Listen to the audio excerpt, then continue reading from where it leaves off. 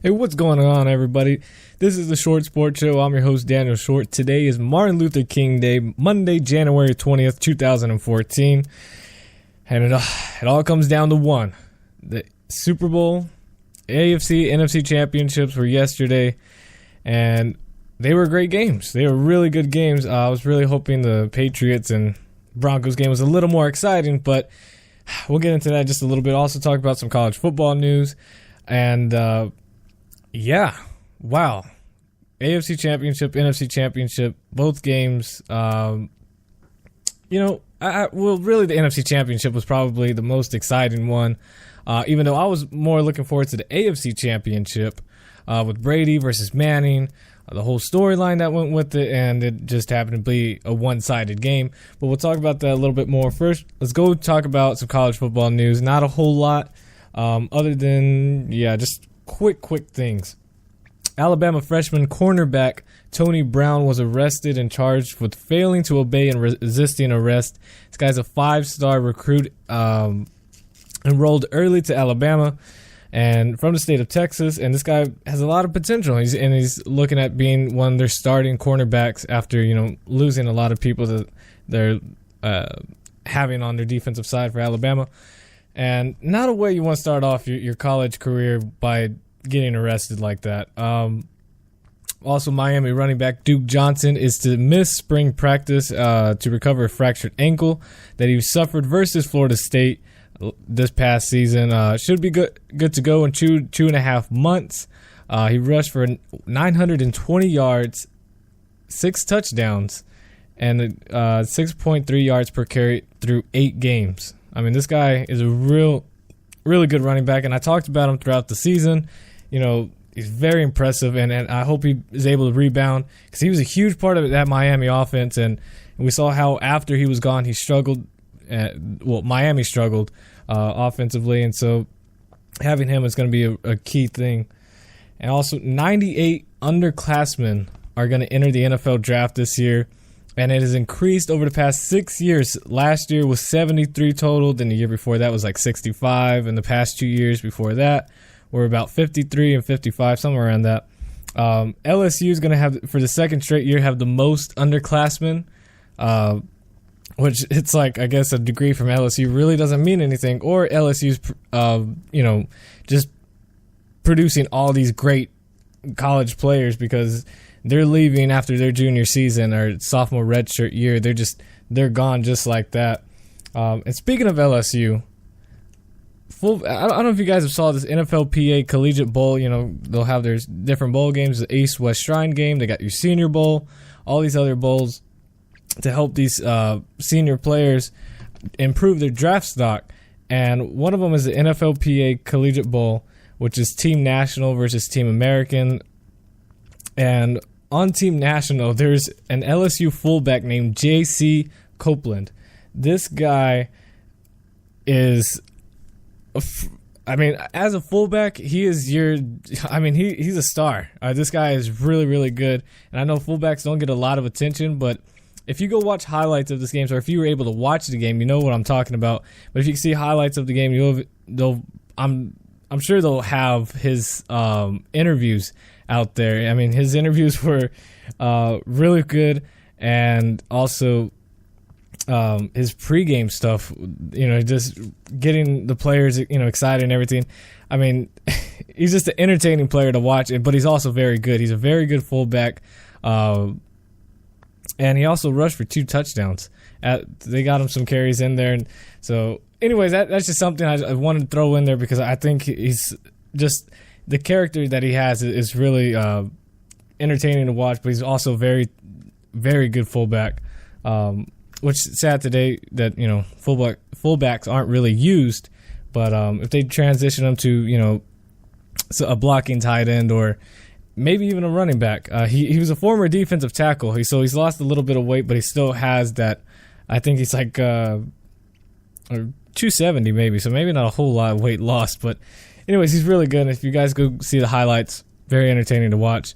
And also, former first-round draft pick Javid Best will join the University of Cal's coaching staff.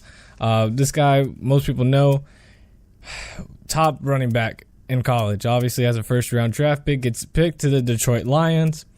Was looking to be the star running back, and was a pretty solid running back, but multiple concussions throughout his career ended his career, and was no longer able to go after that, which is sad to see. But it is good that he's gonna, while he's there, he's getting his gonna finish his degree and also be part of help them recruit, which is gonna be huge for them. Talking to a former NFL player and one of Cal's best running backs. And we'll talk about another California running back in just one moment. But first, that's it for college football. NFL-wise, Romeo Cornell is named the defensive coordinator for the Houston Texans with a 3-year contract. Peyton Manning raised $24,800 for his charity by saying Omaha 31 times in the game. He said 31 times he said Omaha, and it raised up $24,800 for Peyton Manning. And so we're going to talk about NFC, AFC championship. With that, one of Cal's running backs is a former Cal running back is Marshawn Lynch. Marshawn Lynch had a pretty solid game against the 49ers. And this is a game I want to talk about because being in Seattle, living in Seattle, I've never lived in an NFL city. I was born in San Marcos, Texas. Nowhere close other than Dallas to an NFL, team. And being here, I've experienced throughout the season, throughout the preseason, throughout the regular season, seeing how the fans interact with with their team and supporting them. Last night I had to work. I missed the second half of the football game of the 49ers Seahawks game. Thankfully, I saw the last drive by the 49ers. I was able to see that on the TV that they had there.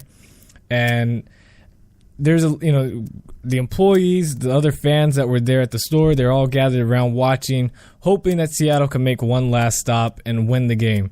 Now, this is the part where I started watching, was when the 49ers faced a 4th and 2 or 4th and 3, somewhere around there, and converted.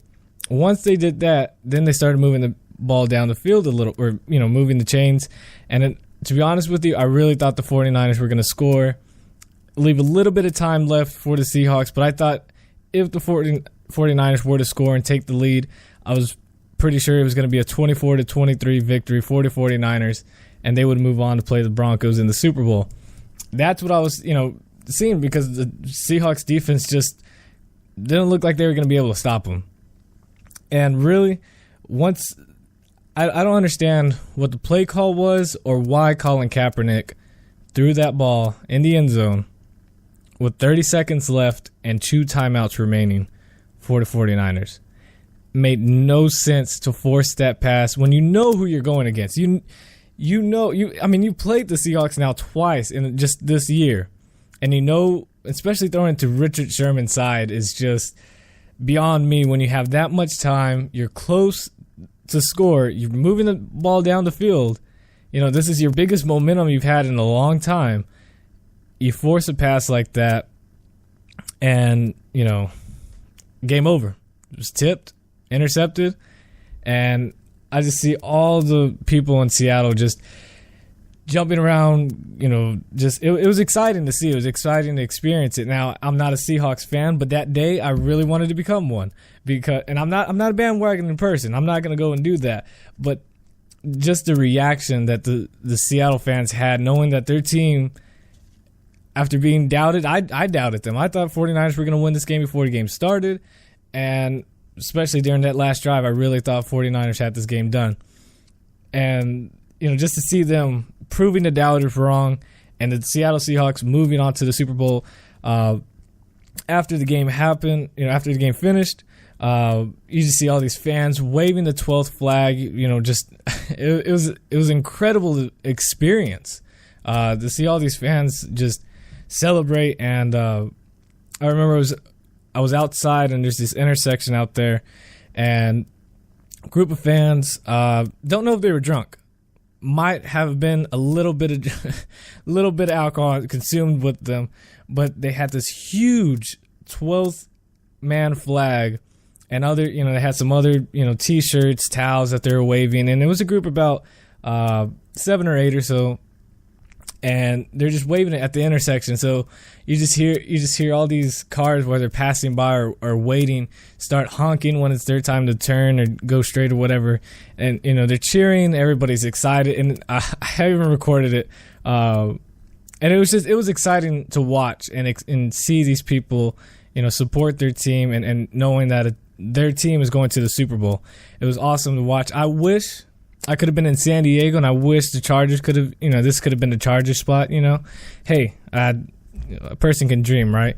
So anyways, but I don't know. It was something just to tell people about, and it's an awesome experience. And, I don't know. It was a cool thing to see. And we did have one 49ers fan that came into the store and quietly walked away. I don't know. I guess the Seahawks fans were just too happy knowing that their team just won. But you just see this 49ers fan. I think I was the only one paying attention to him, just walking away, just slowly, leaving. And thankfully no fights broke out because I didn't know what was going to happen once he was there. But anyways, it was just an awesome thing to experience, and if you've experienced it with your team at some point, I'm sure it's the greatest feeling. Sadly, I wasn't alive. Actually, no, I was not alive when the Chargers went to the Super Bowl. The last time they went was either the 94-95 season. I could barely remember because it was a year before I was born. So, hey, either way, and I don't want to remember that even if I was there because they played the 49ers, and that I don't want to talk about that Super Bowl. Anyways, hopefully one day, Chargers, we can make it. I could celebrate and have all that good stuff. But anyways, let's talk about the game, the NFC Championship game. Crazy part is about all that, both of these teams had the same amount of total yardage. Both, at the end of the game, once everything was settled, 308 total yards. Colin Kaepernick had 153 yards, 1 touchdown, 2 interceptions, 2 ugly interceptions, by the way. Obviously, with forcing that last pass, which I will talk about, because to me, this is just like the Alabama-Auburn game. It makes no sense why they made this decision. Russell Wilson on the other side surprised me. It really did. 215 yards, 1 touchdown. The past other games, I think he barely combined for a little bit over 200 yards against the 49ers. Colin Kaepernick led the 49ers with 103 yards on the ground. Marshawn Lynch had 109 yards and a pretty good rushing touchdown that 49ers looked like they were tired of just even trying. I saw a defensive back. All he had to do, he had a space, he had time to at least give a solid effort to tackle him. I think it was number 26 on the on the 49ers side, number 26. And all he does, he barely, it looks like he just tries to tap to see if he can knock the ball out of Marshawn Lynch. And it's like, and then Marshawn Lynch goes another 5 yards for the touchdown. I'm looking at him just like, why? He had, number 26 had enough space to even just dive on him. And yeah, he might have got carried into the end zone. At least you gave effort other than looking like you just barely tried to slap the ball out of his hands. And I don't know. Either way, Marshawn Lynch, 109 yards, 1 touchdown. Anquan Bolden led the 49ers with 5 receptions, 53 yards, and a touchdown. And Doug Baldwin, finally, the wide receiver, stepped up for the Seattle Seahawks, and so did Russell Wilson. Doug Baldwin, 6 receptions, 106 yards, 0 touchdowns.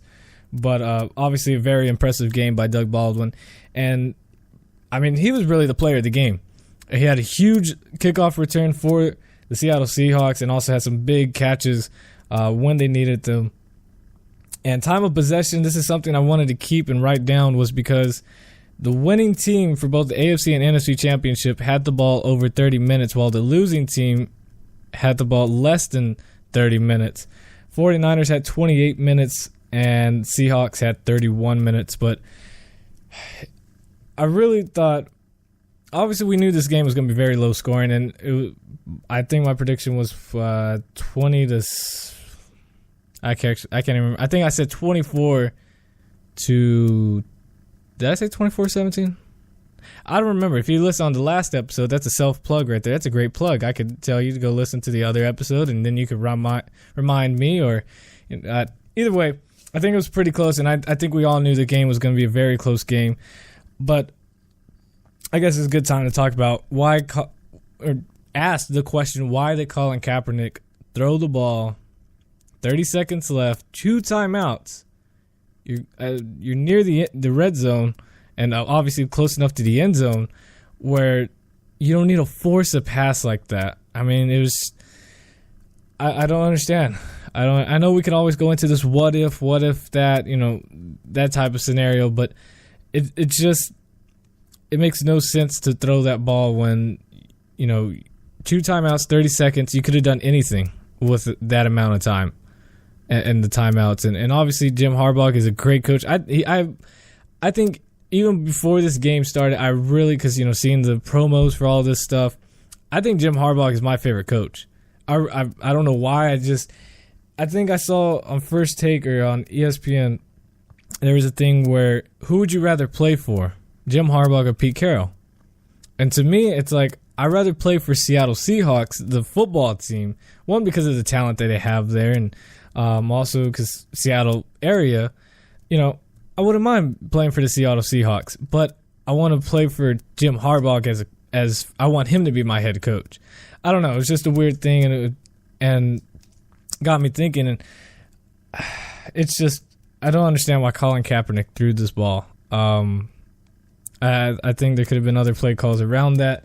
But either way, Richard Sherman showed why he's an all-pro, showed why he is one of the best, if not the best, cornerback in the NFL by just an incredible defended pass. And then, obviously, number 53, is it Bobby Wagner, intercepts the ball in the end zone. Game over, just like that. And then the loudest noise that I heard by fans, 12th man is loud. I wasn't even at the stadium, and the group of 10 to 12 people that were surrounding the TV, I've never heard people so loud in my life. That was one reason I had to really exit the store. But just, it was crazy. It was crazy. And the Seahawks will move on. And this is actually the first time since, I believe, 1990 that the number 1 seeds will play each other in the Super Bowl. And I think it was the New York Giants and the Buffalo Bills the last time number 1 seeds went at it. And this is the first time for the Seattle Seahawks to make the Super Bowl since the 2005 season, where they were robbed against the Pittsburgh Steelers. Now, I'm one of those people that believe referees had something to do with that. I don't think the Steelers should have won that game. I think there's a lot of things that went into that. Not saying anybody got paid, not saying there's a conspiracy behind it, but I'm just saying Seahawks should have had something, should have had it gone their way other than Pittsburgh's, but that's a completely different other thing. Now onto the other side, the AFC Championship game was the number 2 seed New England Patriots taking on the number 1 seed Denver Broncos. I predicted both of these games, and both of them were wrong, my predictions. And wow, what a complete just, I don't know. This Broncos team is a complete different team defensively than they were in the regular season. Regular season, they've had a pretty good, solid rushing defense. I believe I was looking at that they were the top 10 or top 15 rushing defense in the NFL throughout the regular season. But I saw, the only time I really watched the Broncos was when they were playing the San Diego Chargers. And in the regular season, I believe Ryan Matthews had over 100-plus yards against them. We were able to run the ball very effectively. Obviously, that didn't happen in the playoffs. And I didn't know if I was thinking that was just a one-time thing, especially when they had the injury to Chris Harris. I really thought that Denver Broncos defense was just, they're ready just mainly for the San Diego Chargers because they had played them twice already. And, that was it. I thought they were going to struggle against the Patriots. That was not the case at all. They dominated the New England Patriots. Stat-wise, yeah, they did. They held Patriots to 320 yards, 277 of those coming from Tom Brady with the touchdown. And I think Shane Vereen was the leading rusher with 34 yards.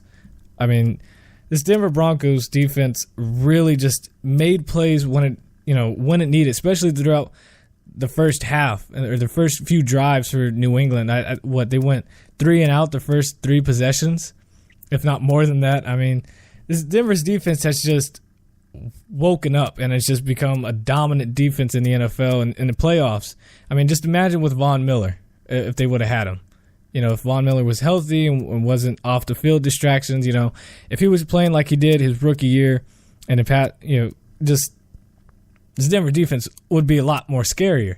But with all that, they still did a very good job.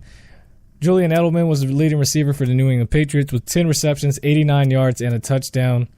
And time of possession for the Patriots was 24 minutes. And it seems like it should have been a lot less than that because the way they were being just manhandled in the first half, it looked like they barely were on the field. This was all Peyton Manning show. This was all Broncos, everything. It seemed like both of these games that the Broncos have played in the playoffs showed why they're the number 1 seed and why they're I don't know. It's just it seemed like both of these games were just one-sided, all Broncos, both games, and it seemed like everything was just really just going their way. Peyton Manning, 400 yards, 2 touchdowns. No Sean Moreno, 59 yards. Demaryius Thomas, 7 receptions, 134 yards, and a touchdown. And time of possession, again, time of possession is a huge thing. 35 minutes, 44 seconds. Just able to just do whatever they wanted. And Peyton Manning doing all the play calls, doing everything he needed to do, yelling Omaha 31 times and raising $24,800 for his charity is another thing. But I was really hoping for, I predicted a 37-34 win for the Patriots because with the injuries to the Denver defense and thinking Denver wasn't really going to be prepared for this Patriots offense. I mean, the Patriots don't really have anybody, and they showed that they need more help offensively. But I was just, thinking Bill Belichick, Tom Brady, this is going to be a shootout, and it was nothing close to a shootout. Final score 26-16. But this is going to be one interesting Super Bowl, and it seems like, what was the point of the Seahawks and the Broncos even playing in the regular season if majority of the people predicted it was going to be Seahawks, Broncos, Super Bowl? It's like, might as well y'all could have just not played at all because this was what was going to happen. But, I mean, it's going to be an interesting Super Bowl. It's going to be hopefully a very good, it's the number 1 defense versus the number 1 offense. I mean, this is going to be exciting to see what Peyton Manning, Peyton hasn't played a defense like this, obviously, at all year other than in the preseason. Now, a lot of people shouldn't really talk about the preseason too much where the Seahawks just dominated the Broncos because, one, it was preseason.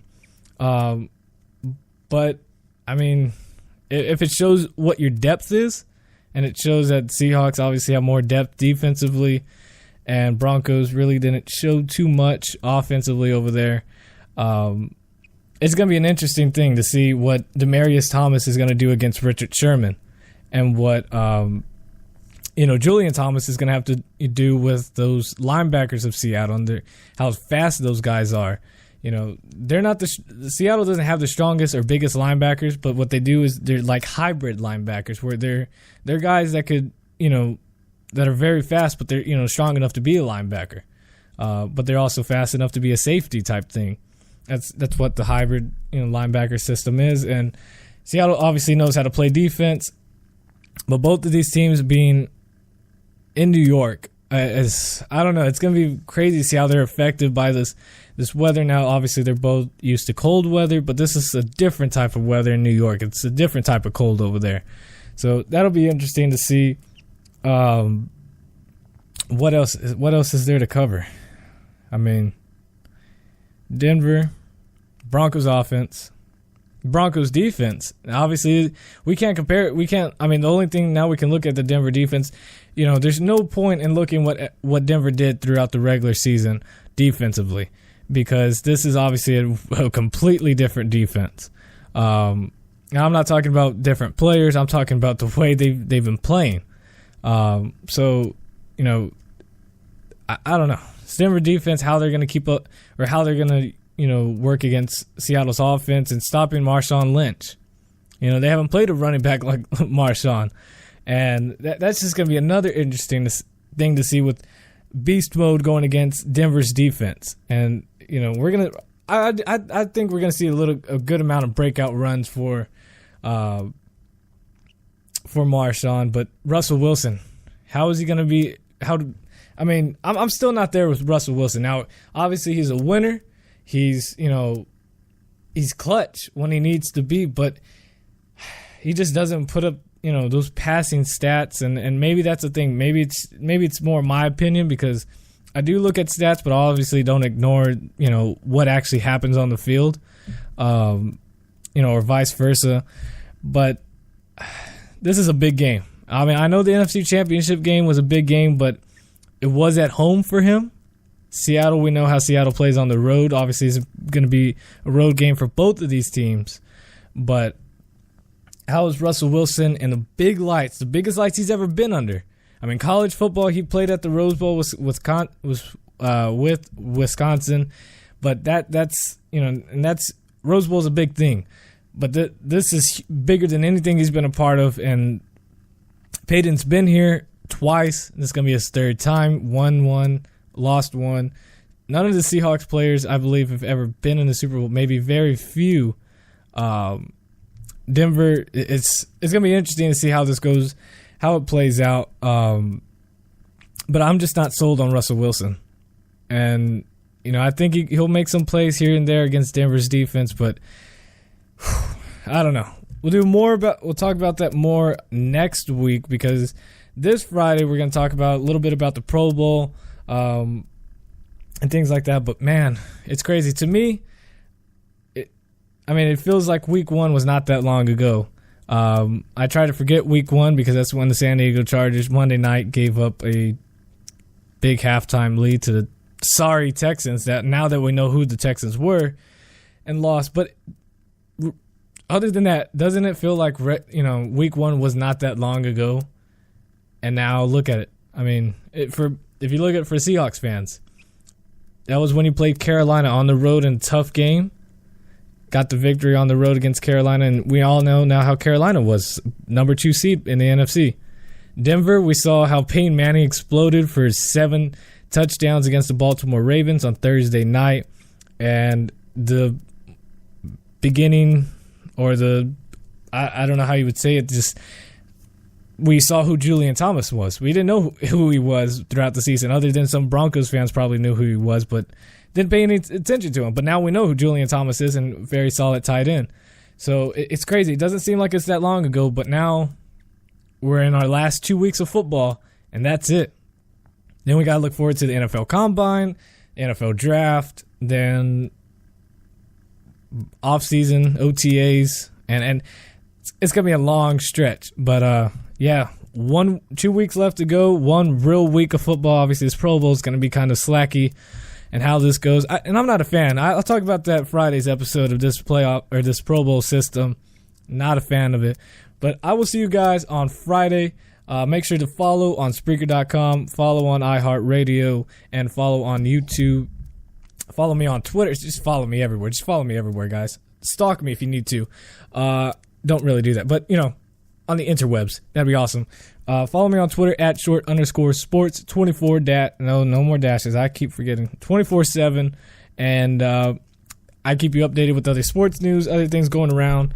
And so back Friday. Talk about the Pro Bowl, any other college football news, or any other NFL news, and won't talk about the Super Bowl that week, because Monday's episodes we'll talk about Super Bowl and leading up to that, because it's gonna be crazy. But I will see you guys this Friday. Spreaker.com. See you guys there.